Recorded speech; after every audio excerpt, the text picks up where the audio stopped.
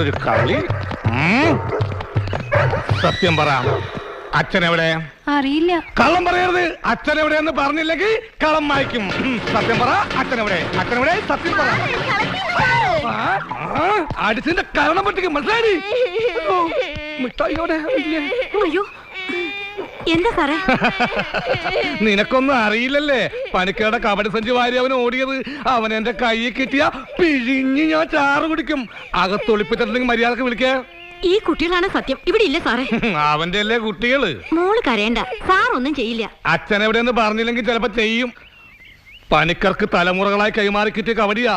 കബഡിയില്ലാതെ അയാളുടെ പ്രവചനം തെറ്റിയിരിക്കുക. എന്റെ പ്രമോഷന്റെ കാര്യം പ്രവചിക്കാമെന്ന് ഏറ്റിരുന്നതാ. അതിനിടയിലല്ലേ അവന്റെ കബഡി വാരി ഓട്ടം. സത്യമായിട്ട് എനിക്ക് അറിയില്ല സാർ. പൊക്കിള്ളിയിട്ട് 14 ഇഞ്ചക്ഷൻ എടുത്തൊരു സബ് ഇൻസ്പെക്ടറാണ് ഞാൻ. എന്നെ വെറുതെ പേ പിടിപ്പിക്കരുത്. ഞാനിപ്പോ പോകുന്നു. പണിക്കർ തല്ലിയേനും സ്ട്രീറ്റ് ലൈറ്റ് പൊട്ടിച്ചേനും പരാതി വേറെ കിട്ടിയിട്ടുണ്ട്. അവൻ ഇവിടെ എത്തിയാലുടെ സ്റ്റേഷനിൽ ഹാജരാവാൻ പറയണം. ഇല്ലെങ്കിൽ പ്രകൃതി വിരുദ്ധത്തിന് കേസെടുത്ത് ഞാൻ അകത്ത് തള്ളും. പ്രകൃതി വിരുദ്ധം അല്ല സാർ, സാമൂഹ്യ വിരുദ്ധം. രണ്ടും ഒന്ന് തന്നെ.